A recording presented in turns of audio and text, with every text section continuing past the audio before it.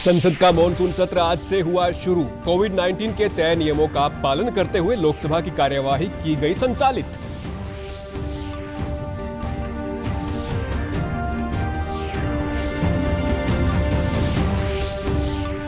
देश भर में मनाया गया आज हिंदी दिवस। केंद्रीय गृह मंत्री अमित शाह ने कहा, हिंदी की समृद्धि को सुनिश्चित किया जाना जरूरी।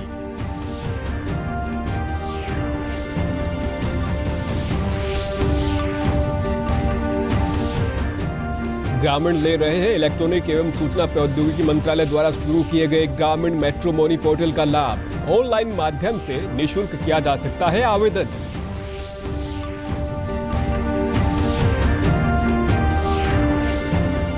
और देश भर में कोरोना के खिलाफ जंग जारी। रिकवरी रेट बढ़कर हुआ 78%। केंद्रीय स्वास्थ्य मंत्री ने कहा, देश में कोविड-19 से मृत्यु दर विश्व में सबसे कम। नमस्कार, मैं सुरेंद्र कुमार। अब समाचार विस्तार से।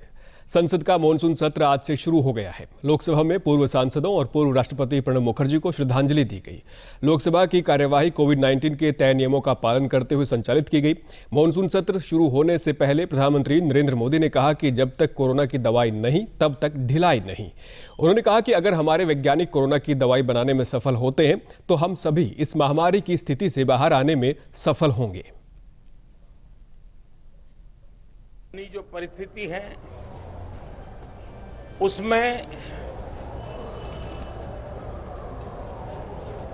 जिन सतर्कताओं के विषय में सूचित किया गया है, उन सतर्कताओं का पालन हम सबको करना ही करना है। और ये भी साफ है, जब तक दवाई नहीं तब तक कोई ढिलाई नहीं। हम चाहें कि बहुत ही जल्द से जल्द दुनिया के किसी भी कोने से वैक्सीन उपलब्ध हो, हमारे वैज्ञानिक जल्द से जल्द सफल हो और दुनिया में हर किसी को इस संकट में से बाहर निकालने में हम कामयाब हो। प्रधानमंत्री ने विश्वास व्यक्त किया कि सभी सदस्य मिलकर संदेश देंगे कि पूरा देश जवानों के साथ खड़ा है, जो सीमा पर डटकर मातृभूमि की रक्षा कर रहे हैं। हमारी सेना के वीर जवान सीमा पर डटे हुए हैं। जिस विश्वास के साथ वो खड़े हैं, मातृभूमि की रक्षा के लिए डटे हुए हैं, ये सदन भी, सदन के सभी सदस्य एक स्वर से, एक भाव से, एक भावना से, एक संकल्प से वो संदेश देंगे, सेना के जवानों के पीछे देश खड़ा है। प्रधानमंत्री नरेंद्र मोदी 27 सितंबर को मन की बात कार्यक्रम के जरिए देश को संबोधित करेंगे। उन्होंने ट्वीट के माध्यम से बताया कि मन की बात की सबसे बड़ी ताकत देश भर के लोगों से प्राप्त विभिन्न सुझाव है। इस महीने का एपिसोड 27 सितंबर को होगा। मैं आप सभी से नमो ऐप पर अपने विचारों को साझा करने का आग्रह करता हूं।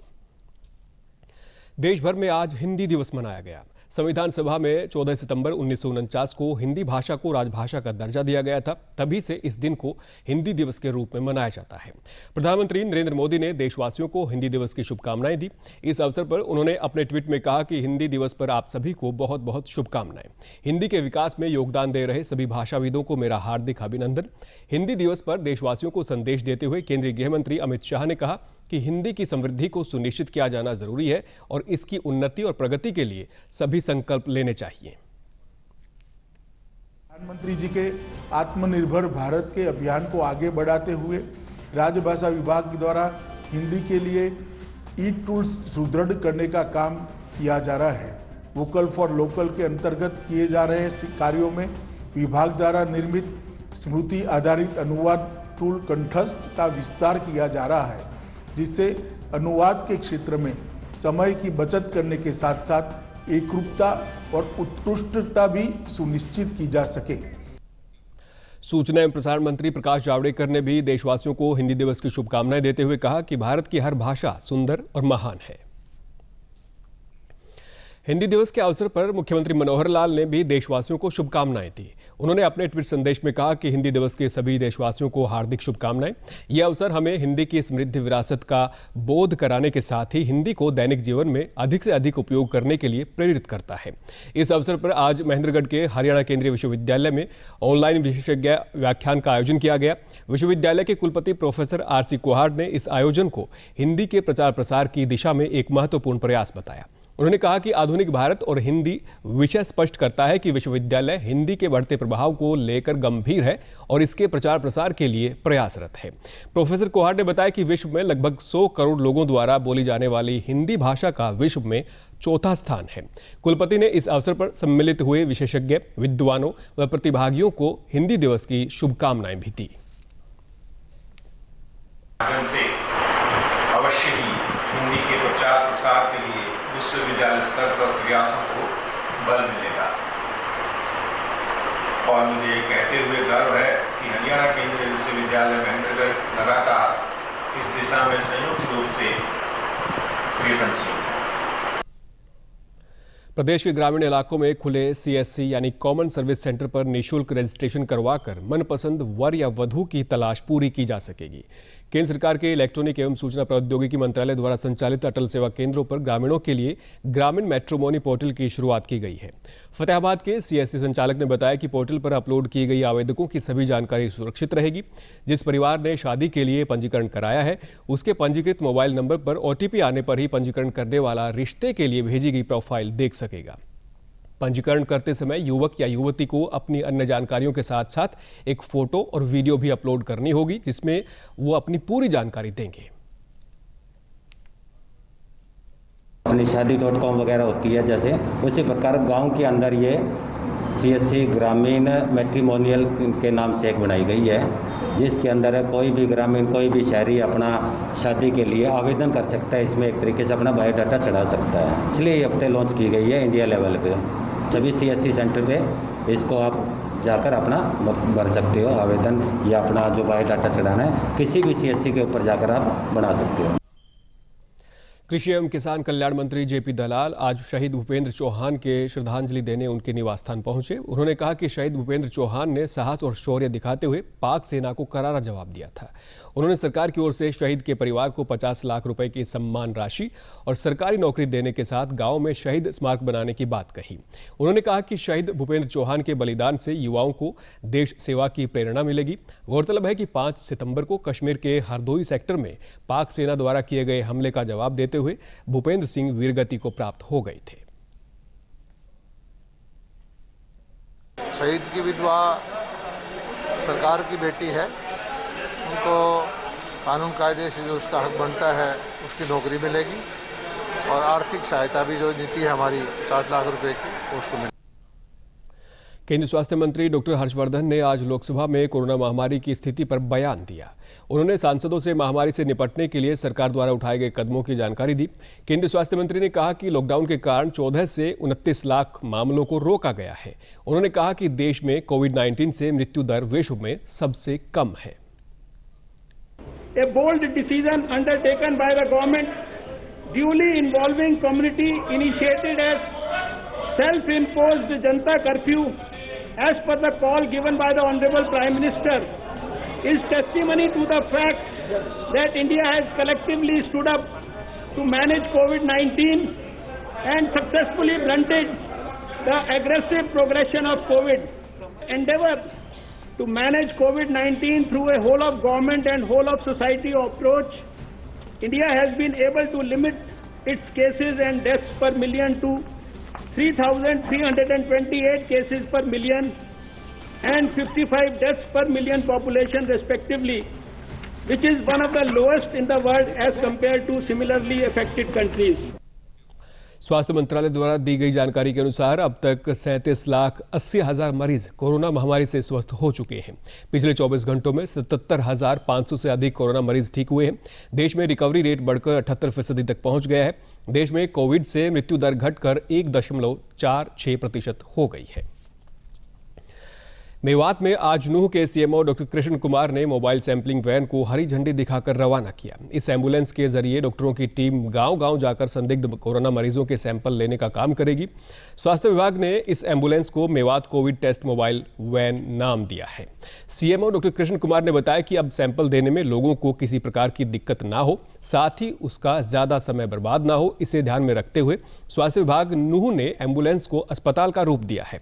ऐसा नया प्रयोग करने वाला नूह हरियाणा का पहला जिला है।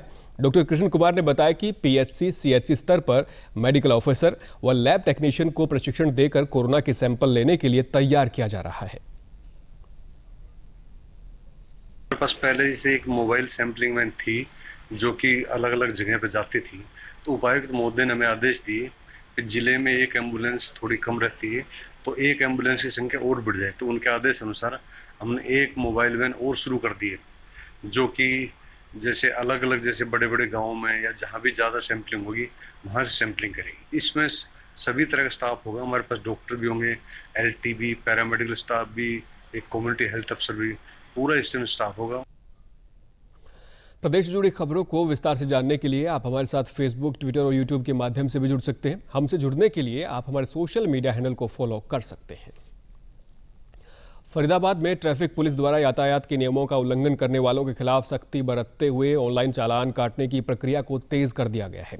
सभी चौराहों पर सीसीटीवी कैमरों के साथ स्पीकर भी लगाए गए हैं, जिनके माध्यम से वाहन चालकों को ट्रैफिक नियमों के पालन करने के लिए जागरूक किया जा रहा है। इन सभी कैमरों के लिए सेक्टर 20 से एक आधुनिक कंट्रोल रूम भी बनाया गया है, जहां 24 घंटे कर्मचारी अपनी पैनी निगाह रखे हुए हैं। ट्रैफिक के जोनल ऑफिसर रोशन लाल ने बताया कि ट्रैफिक के नियमों के उल्लंघन करने वाले वाहन चालकों पर पैनी नजर रखी जा रही है और उल्लंघन करने वाले वाहन चालकों के नंबर नोट करके उनके चालान ऑनलाइन घर भेजे जा रहे हैं।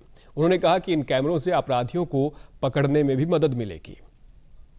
क्रॉस कर गई या कोई विदाउट हेलमेट है, उसकी हमारे यहाँ कंट्रोल रूम बना दिया गया फरीदाबाद में, जिसके हमारे मुलाजमान बारीकी से जांच कर रहे हैं। जो भी ट्रैफिक चलाने में हेलमेट नहीं लगाएगा या सीट बेल्ट नहीं लगाया, जो कैमरे की निगरानी में आ जाएगा, सीसीटीवी कैमरे की, उनका चालान उनके घर में पहुंचाया जाएगा। और सबसे बड़ी बात इसमें यह है कि कोई भी आदमी जो अपराध करके और निकलेगा तो वो भी उसकी जद में आ जाएगा, तो इससे अपराधों में भी काफ़ी कमी आएगी। केंद्र सरकार द्वारा प्रत्येक घर में शौचालय मुहैया करवाने की योजना विशेषकर महिलाओं के लिए लाभकारी सिद्ध हो रही है। जींद नगर पार्षद नरेश सैनी ने कहा कि योजना के तहत घरों में ही शौचालय बनने के बाद लोगों को शौच के लिए बाहर नहीं जाना पड़ता। उन्होंने कहा कि सरकार की इस योजना से स्वच्छ भारत अभियान को बल मिलेगा। कोई भी ऐसी जगह नहीं है जहाँ के वो कोई बाहर जाते हो, सभी ने अपने घरों में ये स्वच्छ मिशन के तहत अपने शौचालय बनवा लिए हैं। और कुछ तो आसपास में ऐसे थे बाहर बिल्कुल गंदगी वगैरह का जो माहौल था, अब ऐसे नहीं है, बिल्कुल बढ़िया तरीके से योजना का लाभ उठा रही जींद की महिलाओं ने बताया कि पहले उन्हें शौच के लिए बाहर जाना पड़ता था, जिसके कारण उन्हें शर्मिंदगी का सामना करना पड़ता था। उन्होंने कहा कि केंद्र सरकार द्वारा प्रत्येक घर में शौचालय मुहैया करवाने से अब वे अपने घर में ही शौचालय की सुविधा का लाभ उठा रहे हैं। बाल्टी ले जाने चाहे अपना सीसी सासी लेकर जा कर दी, अरे सुथरा काम कर दिया मोदी सरकार ने। घर घर शौचालय बनाए हैं, उससे महिलाओं को बहुत ही इज्जत और सम्मान मिला है। इससे हम मोदी सरकार का बहुत तहे दिल से धन्यवाद करते हैं। अंत में इस बुलेटिन के मुख्य समाचार एक बार फिर।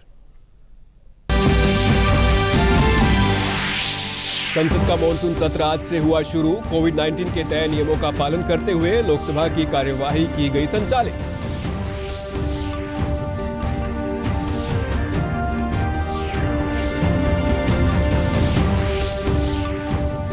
देश भर में आज मनाया गया हिंदी दिवस। केंद्रीय गृह मंत्री अमित शाह ने कहा, हिंदी की समृद्धि को सुनिश्चित किया जाना जरूरी।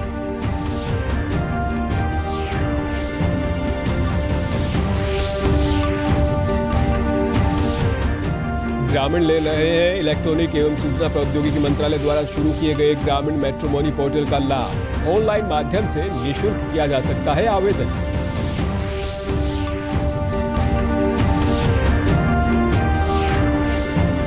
और देश भर में कोरोना के खिलाफ जंग जारी। रिकवरी रेट बढ़कर हुआ 78%। केंद्रीय स्वास्थ्य मंत्री ने कहा, देश में कोविड-19 से मृत्यु दर विश्व में सबसे कम। समाचार में आज इतना ही। नमस्कार।